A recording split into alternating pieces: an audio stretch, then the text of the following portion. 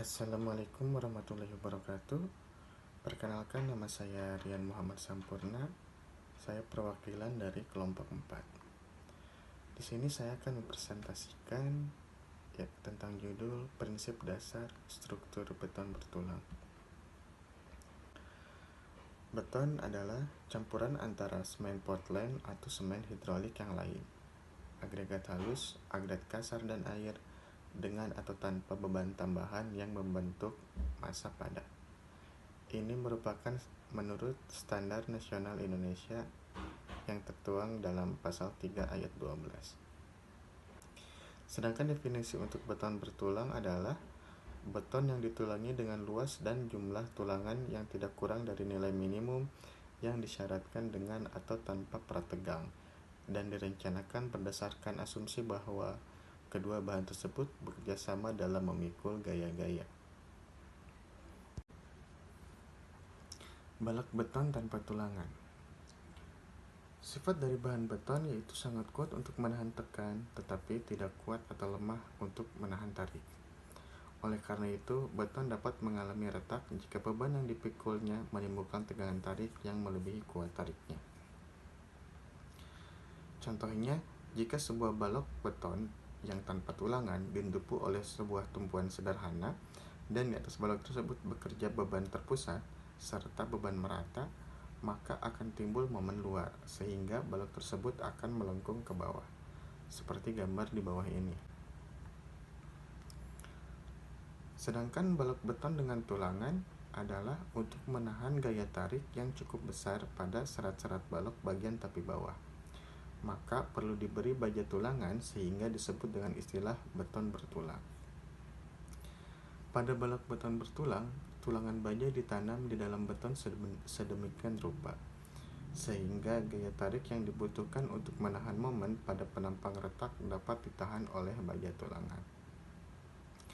Karena sifat beton yang tidak kuat terhadap tarik, maka bagian balok yang menahan tarik di bawah garis netral akan ditahan oleh tulangan, sedangkan bagian menahan tekan tetap ditahan oleh beton, seperti gambar di bawah ini. Fungsi beton bertulang. Fungsi utama beton bertulang, beton baja tulangan, pada struktur beton bertulang tersebut memiliki fungsi atau tugas pokok yang berbeda, sesuai dengan sifat maupun bahan yang bersangkutan.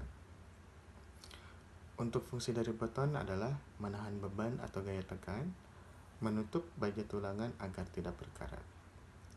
Sedangkan dari baja tulangan yaitu menahan gaya tarik, meskipun juga kuat terhadap gaya tekan.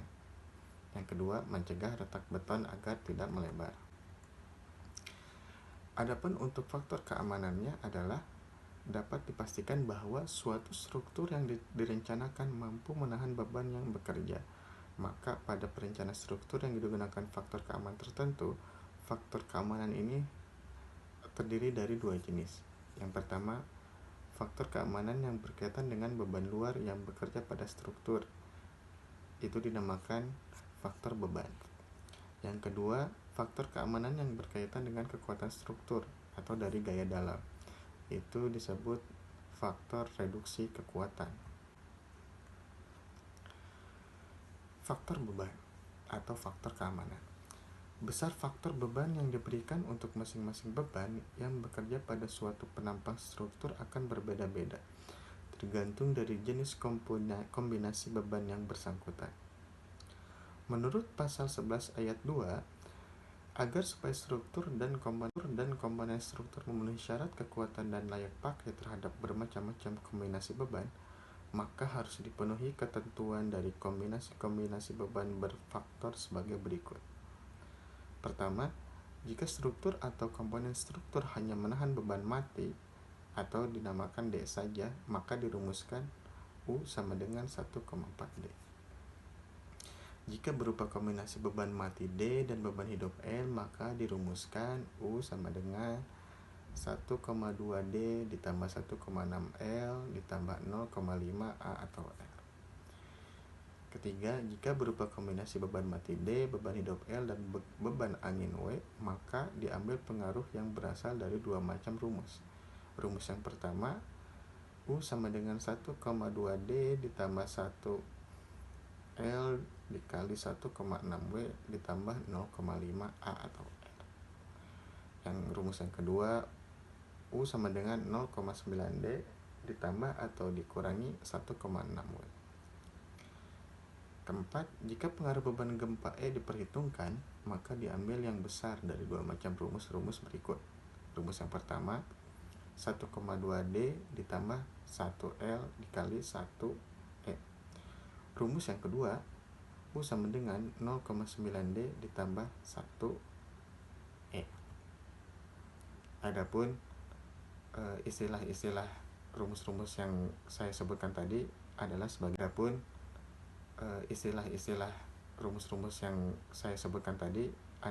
berikut. Ini merupakan tata cara berdasarkan ketentuan SNI, perencanaan ketahanan gempa untuk rumah dan gedung atau penggantinya. Faktor reduksi kekuatan.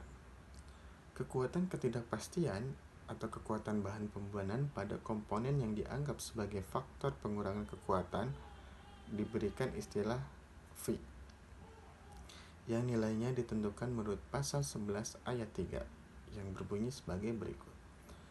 Struktur kentur tanpa aksial, V sama dengan 0,80.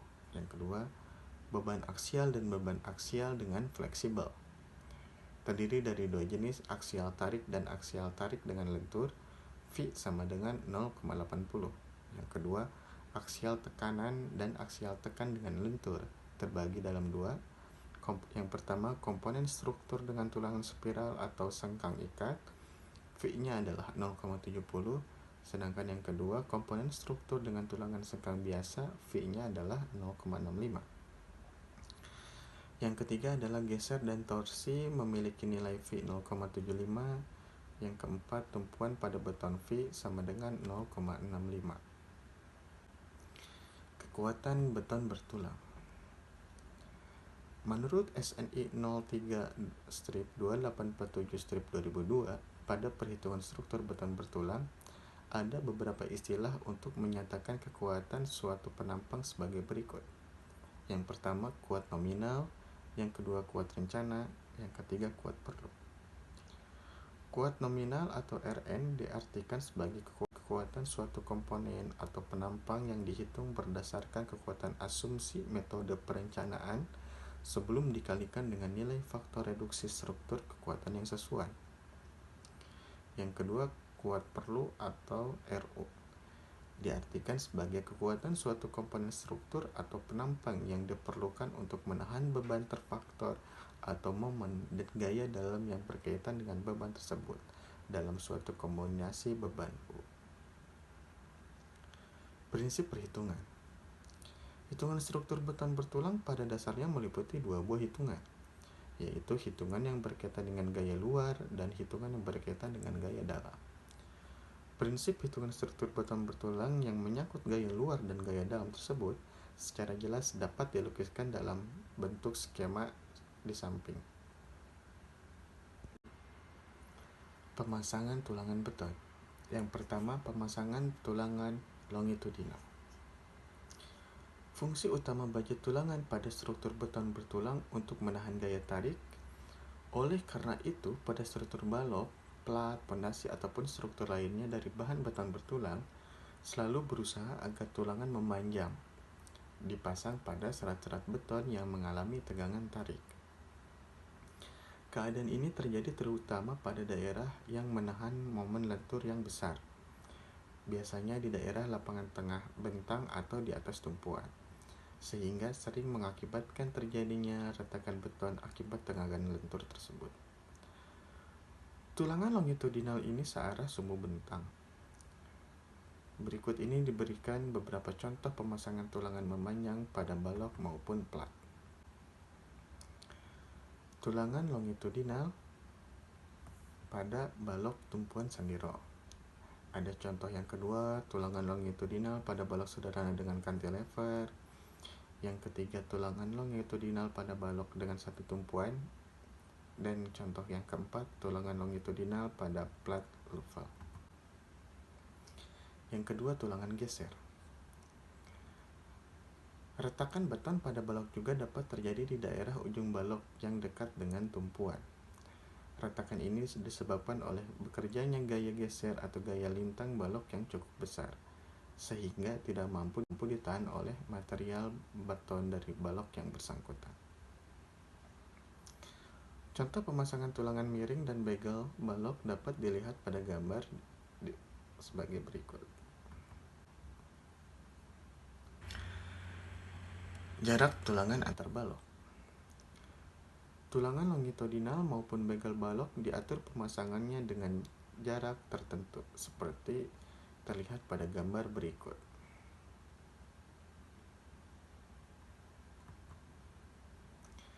Untuk keterangannya adalah sebagai berikut.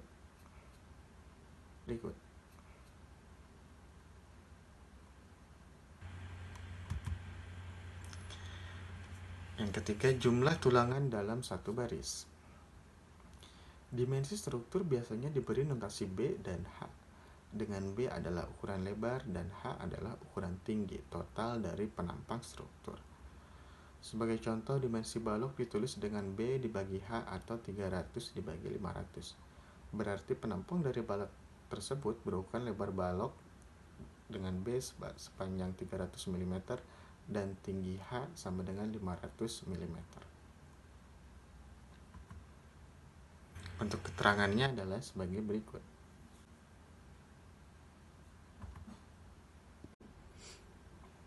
Jumlah tulangan dalam satu baris. Karena lebar balok terbatas pada nilai B, maka jumlah tulangan yang dapat dipasang pada satu baris juga terbatas. Jika dari hasil hitungan dengan total N yang ternyata lebih besar daripada nilai M, maka terpaksa tulangan tersebut harus dipasang pada baris berikutnya. Jumlah tulangan maksimal pada baris 1 meter tersebut ditentukan dengan persamaan berikut. M sama dengan B dikurangi 2D S1 dibagi D ditambah SN ditambah 1. Dengan kata lain, M adalah jumlah tulangan maksimal, B sama dengan lebar penampang balok dengan nilai milimeter, D1 adalah jarak antara titik berat tulangan, D adalah diameter tulangan longitudinal, sedangkan SN adalah jarak bersih antar tulangan pada arah mendatar. Sekian presentasi dari kami kelompok 4. Mohon maaf apabila ada kesalahan. Wabillahi taufiq wal hidayah. Wassalamualaikum warahmatullahi wabarakatuh.